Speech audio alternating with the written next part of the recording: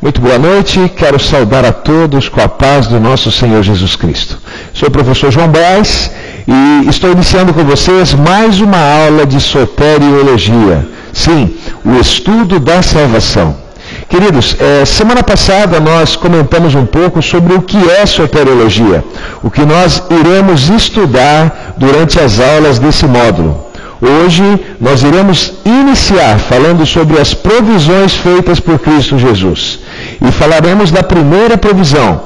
Falaremos hoje sobre a morte de Cristo. Só que antes de iniciar a aula dessa noite, eu queria convidar você, aluno, para uma breve oração. Curve sua fronte, vamos pedir a orientação divina para a aula dessa noite. Nosso Senhor, Deus que estás nos céus, muito obrigado, Senhor, pela oportunidade de iniciarmos mais uma vez, aqui pela TV FATEC, uma aula de soteriologia. Senhor Deus, que o Senhor conduza essa aula, que tudo que seja falado, que seja dito, seja conforme a Tua santa vontade, que possamos ser claros aos nossos alunos e que venhamos a aprender tudo aquilo que é importante para a nossa trilha, para o nosso caminho nesse curso de teologia. Senhor, abençoe a cada aluno, a família de cada aluno, eu peço em nome de Jesus. Amém. Bom, como disse, o tema da aula dessa noite é provisões feitas à morte de Cristo. Por muitas vezes, queridos, nós temos o hábito de mencionar os milagres que Cristo fez na vida de muitas pessoas. Falamos muito sobre a vida de Jesus, mas eu quero deixar claro a vocês que boa parte dos evangelhos, eu posso dizer que aí uma boa porcentagem dos evangelhos fala sobre a morte de Cristo, tá? Se fôssemos dividir o evangelho em partes, uma grande fatia seria sobre os assuntos relacionados à morte do nosso Salvador. Porque realmente é muito importante o que Cristo fez por mim e por você, ter morrido no meu e no seu lugar. É isso mesmo. Jesus morreu no meu lugar. Aquela cruz era para mim, era para você. Porque nós é que somos pecadores. Nós é que deveríamos ter pago o preço do pecado. Mas Cristo, na sua infinita bondade, pagou aquilo que eu e você não poderia pagar. Deu para entender? Era algo que nós deveríamos pagar, só que nós não poderíamos pagar. E Cristo pagou o preço do pecado por mim e por você. E eu queria iniciar a aula dessa noite com um verso bíblico. Um texto que está em Mateus, capítulo 1, e o verso 21. E ali diz o seguinte: E dará à luz a um filho, e chamarás o seu nome de Jesus, porque ele salvará o seu povo dos seus pecados. Queridos, a humanidade caiu em pecado, isso é um fato. E somente um Salvador poderia pagar o preço do pecado. Todos nós nascemos nesse mundo como pecadores. E somente Cristo Jesus é quem pode pagar o preço do pecado por mim e por você. Nós carecemos de um Salvador. Nós temos a necessidade de um Salvador na nossa vida.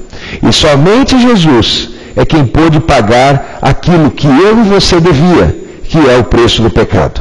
Mas como começou então essa história de pecado? Como eu e você então nos tornamos pecadores? Como nós nascemos pecadores? Vamos então observar textos bíblicos que falam sobre o assunto, como o pecado se iniciou aqui no planeta que vivemos, se iniciou com a humanidade. Vamos adiante, veja o texto de Gênesis, capítulo 2, do verso 16 ao verso 17, e vamos então começar a analisar a queda do homem. Veja o que o texto diz. E ordenou o Senhor a Deus ao homem, dizendo: De toda árvore do jardim comerás livremente, mas da árvore do conhecimento do bem e do mal, dela não comerás, porque do dia que dela comeres, certamente morrerás. Queridos, na criação, Deus fez Adão e Eva de maneira que eles não morressem. Eles eram imortais no jardim do Éden. Quando Deus criou, Deus os criou sem pecado. Só que veja, na sua infinita bondade, no seu infinito amor, Deus fez prevalecer a sua lei ali no jardim. E disse à humanidade o seguinte: olha, vocês podem fazer tudo aqui. O jardim é para que vocês vivam livremente. Só que aqui há um parâmetro para vocês. Aqui há um medidor de amor, que é a árvore do conhecimento do bem e do mal. Eu estou pedindo a vocês que dessa árvore vocês não comam, porque o dia que dela comerdes, certamente vocês morrerão. Ou seja, vocês deixarão de ser seres imortais. Vocês adquirirão a mortalidade. Vocês passarão a morrer. Isso é chamado de pecado. Pecado é a transgressão daquilo que Deus pediu. Pecado é a transgressão da lei. Então Deus colocou esta lei para Adão e Eva. Vocês podem fazer tudo, mas dessa árvore vocês não vão comer, porque do dia que dela comerdes, vocês estarão transgredindo a lei, ou seja, pecando. E a consequência é a morte. Muito bem. E se continuarmos analisando, veja, vamos adiante. A Bíblia em Gênesis capítulo 3:6, veja que o homem então desobedece. Então a serpente disse à mulher: certamente você não vai morrer, certamente não morrereis. E viu a mulher que aquela árvore era boa para se comer, e agradável aos olhos, e árvore desejável para dar entendimento, tomou do seu fruto e comeu. E deu também ao seu marido, Adão, e ele comeu com ela. Você percebe? Deus disse: você morre se comer. Vem a serpente. Ali então nós temos a primeira sessão espírita desse planeta, né? A serpente possuída do demônio, então começa a falar. E ela então diz para Eva: olha, Deus é mentiroso. Deus disse que você morreria, mas pode comer que você não vai morrer. Veja que Eva preferiu dar ouvidos à serpente do que dar ouvidos a Deus. Veja que Adão também preferiu dar ouvidos à serpente do que dar ouvidos a Deus, queridos. E os dois caíram, os dois pecaram. Os dois caíram em tentação, cederam à tentação e cometeram aquilo, a única coisa que Deus havia pedido aos dois, que não comessem daquela árvore. Deus tinha deixado eles fazerem tudo, eram livres para fazer tudo. Agora os dois passam a se tornar escravos do pecado. Vamos adiante, seguindo aí o nosso pensamento. Veja o que diz Romanos, capítulo 6, verso 23.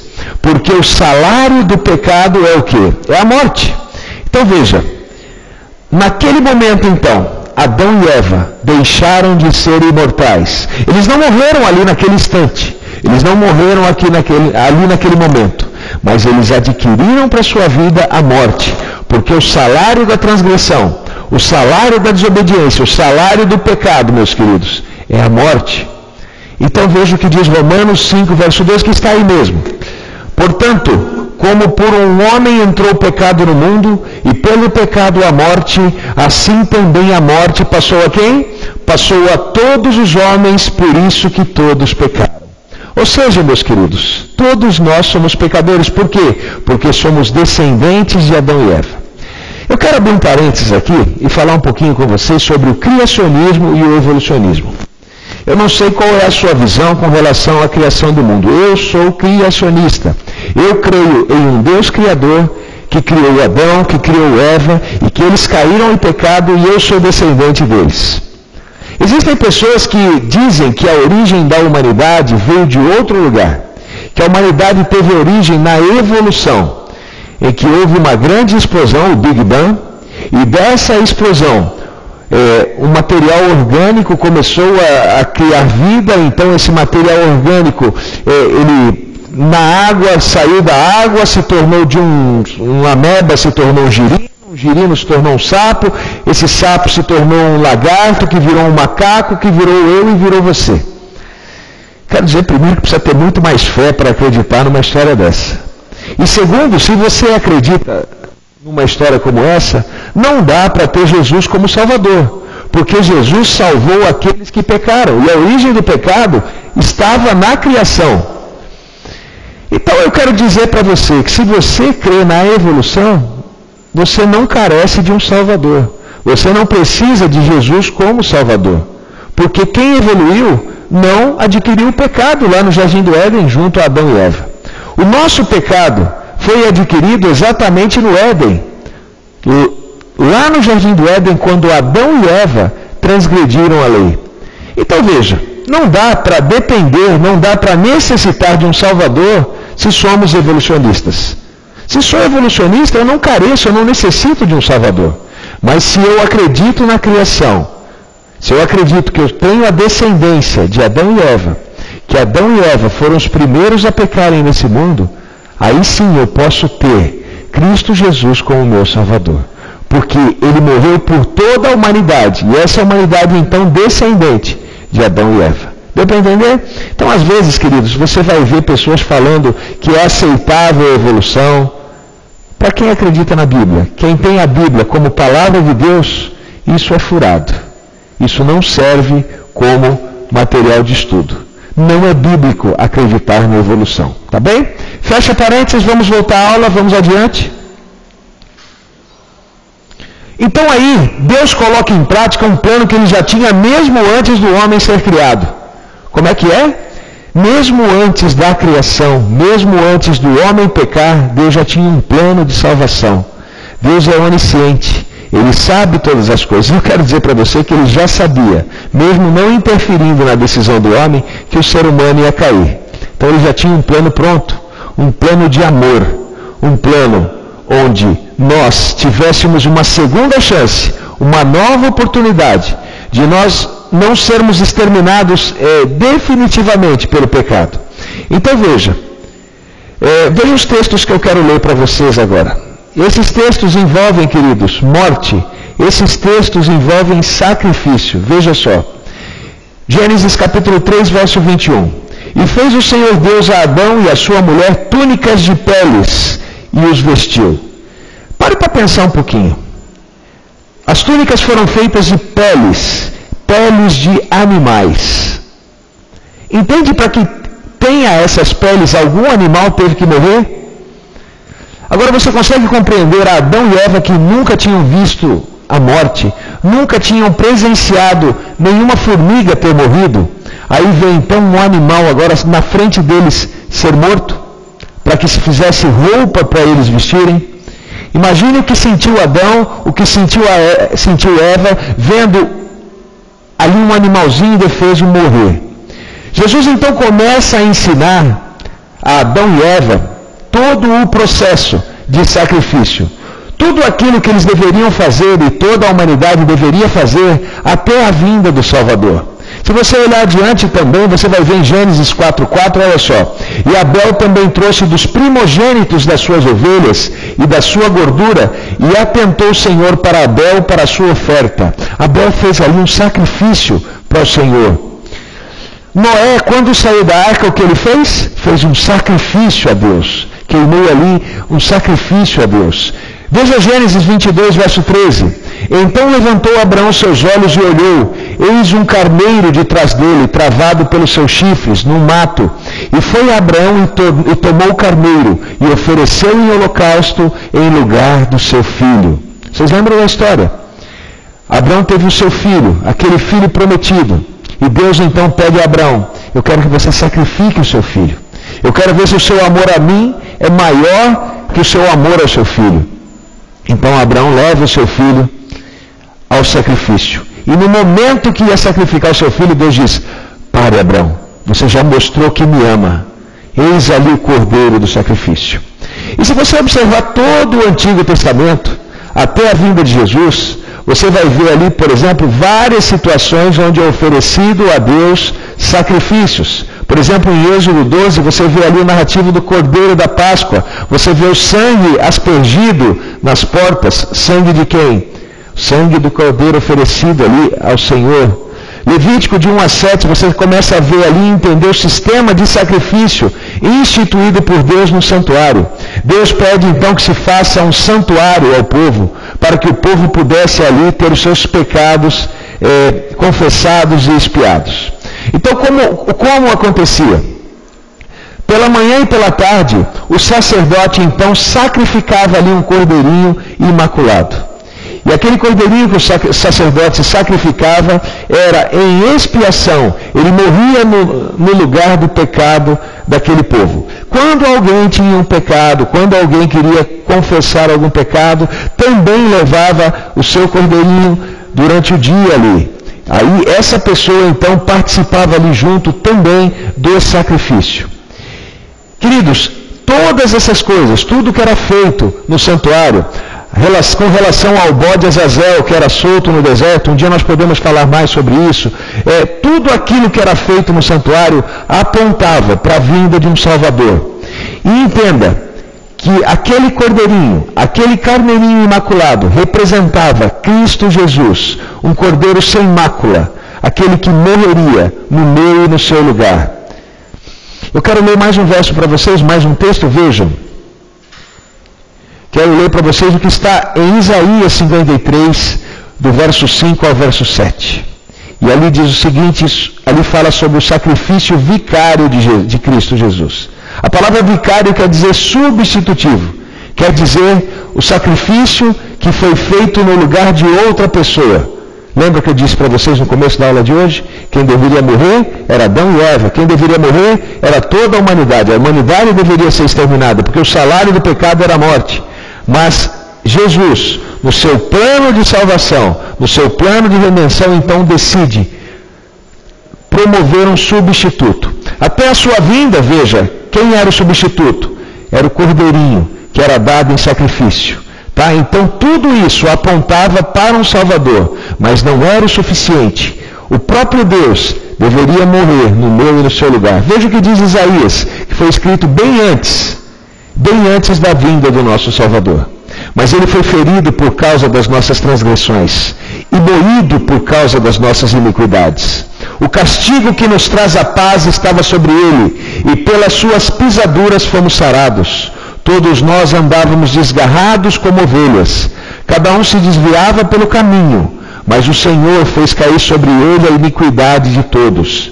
Ele foi oprimido e afligido, mas não abriu a boca, e como um cordeiro foi levado ao matadouro, e como ovelha muda perante os seus tosqueadores, assim ele não abriu a boca. Se você pensasse um pouquinho nesse texto, sem eu ter falado tudo sobre isso Cristo Jesus, esse texto não te levaria a pensar em Cristo Jesus? O que eu acabei de ler para você não foi um texto do Antigo Testamento profético se referindo a Cristo Jesus? Sim, o texto se refere a um Salvador, aquele que morreria no meu e no seu lugar. Só que veja, esse texto foi escrito séculos antes da vinda de Jesus. Foi uma profecia dada a Isaías sobre aquele que morreria no meu e no seu lugar. Aquele que pagaria o preço que eu e você não poderia pagar. Vamos adiante. Veja então o que João Batista disse ao ver Cristo Jesus. Então veja, João 1:29. No dia seguinte João viu a Jesus, que vinha para ele, então João disse: eis o Cordeiro de Deus, que tira o pecado do mundo. Veja, João contempla ali então o Cordeiro definitivo, aquele que então definitivamente poderia tirar o pecado do mundo, aquele que através da sua graça poderia dar a salvação para mim e para você. Veja então que a morte de Cristo foi fundamental para que eu e você pudéssemos ser salvos. Se Jesus não tivesse morrido no meu e no seu lugar, meu querido, quem deveria morrer era eu e você. Eu não estou falando dessa morte que nós temos agora, ao final da nossa vida. Por exemplo, aí vivemos 60, 70 anos, 80 anos e morremos. Não, eu estou falando da morte eterna. Nós agora temos direito à eternidade ao lado de Cristo Jesus. Isso é o que nós conseguimos pela morte de Cristo Jesus.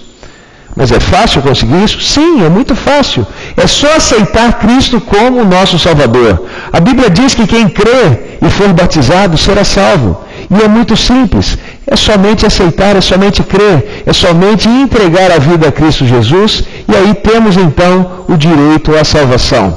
A graça é de graça, está estendida a todos nós. Permanecer salvo é que tem um preço. É o preço da obediência, nós iremos ver isso adiante, conforme formos estudando aqui nas nossas aulas de soteriologia. Mas veja, Cristo morreu por mim, Cristo morreu por você, morreu por todas as pessoas desse mundo. Qualquer um, do mais rico ao mais pobre, do mais necessitado ao mais abastado, do que passa por mais dificuldades psicológicas ao que passa por menos dificuldades. Morreu pelos pecadores, pelos criminosos, desde que se arrependam. Morreu pelos assassinos, desde que se arrependam. Morreu por todas as pessoas. Cristo deu a vida para que todos pudessem ter vida. A morte de Cristo proporcionou a vida a toda a humanidade. E vida em abundância, a vida eterna. Vamos adiante. Na aula de hoje, queridos, nós iremos analisar textos do Antigo Testamento que apontam a importância da morte de Cristo. Então, na maioria dos textos que nós estamos vendo aqui, são textos que relatam, que apontam a importância da morte do nosso Salvador. Na próxima aula, semana que vem, nós veremos textos do Novo Testamento que falam a mesma coisa, a importância da morte do nosso Salvador. Veja o que diz Daniel 9, de 24 a 27. Veja esse texto, é um texto bonito, um texto importante, que mostra aí como seria então a vinda e o sacrifício do nosso Salvador. Veja o que diz aí. 70 semanas estão determinadas sobre o teu povo, sobre a tua santa cidade, para cessar a transgressão, e para dar fim aos pecados, e para expiar a iniquidade, e trazer a justiça eterna, e selar a visão e a profecia, para ungir o Santíssimo. Sabe e entende. Desde a saída da ordem para restaurar e edificar Jerusalém até o Messias, o príncipe, haverá 7 semanas, e 62 semanas as ruas e o muro se reedificarão, mas em tempos angustiosos. E depois das 62 semanas será cortado o Messias, mas não para si mesmo, e o povo do príncipe que há de vir destruirá a cidade e o santuário, e o seu fim será como a inundação. Até o fim haverá guerra, estão determinadas as assolações. E ele firmará aliança com muitos por 1 semana, e na metade da semana fará cessar o sacrifício e a oblação. E sobre a asa das abominações virá o assolador, e isso até a consumação, e o que está determinado será derramado sobre o assolador. Talvez ficou um pouco confuso para você, né? Muitas datas, muitos períodos, como começa isso, como termina. Falando um pouquinho só de profecia, não quero me aprofundar muito porque não é o tema dessa data. Bom, em profecia, cada dia corresponde a um ano. Muito bem. Então, um dia profético corresponde a um ano. Aqui eu falei para vocês, iniciei o texto com 70 semanas. Cada semana tem 7 dias. 70 vezes 7, 490 dias. 490 dias, 490 anos. Tudo bem até aí? 70 semanas, 490 anos. E aqui diz o seguinte, que o início das 70 semanas seria quando houvesse o decreto para a restauração de Jerusalém. Vamos adiante e vamos ver quando foi esse decreto. De acordo com a palavra de Deus, o decreto para a restauração de Jerusalém foi dado no ano de 457 a.C.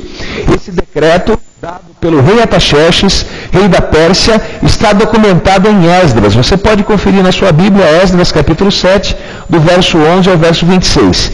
Esse então aí é o início do período profético. Vamos adiante, eu quero mostrar para vocês um gráfico então, que mostra mais um pouquinho aí sobre o que nós estamos falando. Sobre essa profecia, beleza da profecia, a beleza então das datas aí das 70 semanas. O primeiro período que fala aí das 7 semanas é o período da reconstrução de Jerusalém, tá? 49 anos foi então o período do decreto de Artaxerxes até o final da reconstrução, isso foi até 408 a.C. Bom, depois desse período foram vividos mais 62 semanas, que são 434 anos, fazendo aquela relação dia a ano que eu passei com vocês. Isso se dá até o ano 27 depois de Cristo. Sabe o que aconteceu aí? Aí é a data do batismo do nosso Senhor Cristo Jesus. Então veja, as primeiras 7 semanas relatadas por Daniel, a reconstrução de Jerusalém. 62 semanas seguintes nós chegamos até o batismo de Jesus. Bom, aí tem a última semana, né? O período de 7 anos. Nós sabemos, através de textos bíblicos e de relatos históricos, que o ministério de Jesus durou 3 anos e meio. Então, exatamente na metade da última semana, Cristo então morre por mim e por você. E veja que isso foi relatado por Daniel muitos séculos antes também. Como vimos também em Isaías, vimos também em Daniel. Tá? O relato sobre a vinda de um Salvador que morreria no meu e no seu lugar, morreria aí, como diz o texto bíblico de Daniel, na última semana, então, na metade da última semana, nesse período de 3 anos e meio. Vamos adiante. E o que aconteceu no final das 70 semanas? Veja, acontece também algo que está relatado em Atos, capítulo 7, de 55 a 56. Vocês todos conhecem Estevão. E Estevão, então, olha para o céu e tem uma visão. E Estevão vê o seguinte, ele mesmo, ali o texto bíblico nos diz: mas ele, estando cheio do Espírito Santo, fixando os olhos no céu, viu a glória de Deus. E Jesus, que estava à direita de Deus, e disse: eis que vejo os céus abertos e o Filho do Homem que está em pé à mão direita de Deus. Meus queridos, aquele que morreu por mim e por você, hoje está no céu, ressuscitado, meus queridos. Sim, Jesus morreu, mas Jesus ressuscitou para dar a mim e a você a salvação. Hoje somos salvos por um Cristo vivo, um Cristo que morreu no meu e no seu lugar. Nas próximas aulas adiante, nós iremos estudar sobre a ressurreição. Eu não quero falar sobre isso agora, mas veremos a importância também da ressurreição de Cristo Jesus. Então veja, nessa data 34 depois de Cristo, não é a data... É lógico que ocorreu aí também o apedrejamento de Estevão, mas acontece também uma visão de Estevão. Estevão tem uma visão e vê o nosso Salvador no céu, sendo glorificado ao lado do Pai. Veja, à direita de Deus Pai. Isso não é maravilhoso? Então veja, Jesus morreu, mas Jesus também ressuscitou, para que eu e você tivéssemos a vida eterna. A morte de Cristo foi fundamental, a morte de Cristo foi importante para a nossa salvação. Vamos adiante? Veja só, o sofrimento e morte de Cristo foi o grande tema diligentemente investigado e sondado pelos profetas do Antigo Testamento. Se você olhar o que os profetas do Antigo Testamento pregavam, se você analisar os sermões, as falas dos profetas do Antigo Testamento, você vai ver que eles falam sobre a vinda de um Salvador. Eles falam sobre o Messias prometido, que salvaria toda a humanidade do pecado. Veja o texto de 1 Pedro, capítulo 1, de 10 a 11. Da qual salvação inquiriram e trataram diligentemente os profetas, que profetizavam da graça que vos foi dada, indagando que tempo ou ocasião, de tempo o Espírito de Cristo, que estava neles, indicava, anteriormente testificando os sofrimentos que a Cristo haviam de vir, e a glória que se lhes havia de seguir. O que os profetas mencionavam, o que os profetas falavam sobre a vinda, a morte de um Salvador, que morreria no lugar de toda a humanidade. A coisa funcionava mais ou menos assim, queridos. Todos, conhecendo a lei antes da morte de Cristo Jesus, eles tinham certeza do seguinte, que a lei apontava para a morte, que todos careciam de um Salvador, que todos necessitavam de alguém que morresse por eles, porque eles estavam condenados. A lei condenava a todos à morte. Porque, queridos, não havia nenhuma pessoa que não fosse pecadora. Ainda hoje, não há nenhuma pessoa que não é pecadora. Como é que é isso? Nós não estamos salvos do pecado? Sim, estamos salvos do pecado, mas ainda não estamos transformados. Nós ainda somos pecadores. Ainda hoje, nós somos seres humanos pecadores. Deixa eu tentar te explicar isso. A morte eterna, você já não é mais escravo. Você não é mais escravo da lei. A lei não diz mais para você que você está morto eternamente. Pela morte e o sacrifício de Cristo Jesus, nós temos hoje o direito à salvação. Isso é a graça. Mas eu quero dizer para você o seguinte: você ainda pode, nesse mundo, cometer coisas erradas? Ainda nesse mundo existe pecado? Existe barbaridades? Sim. ainda existe porque ainda somos pecadores. Quando é que vamos deixar essa condição de pecador?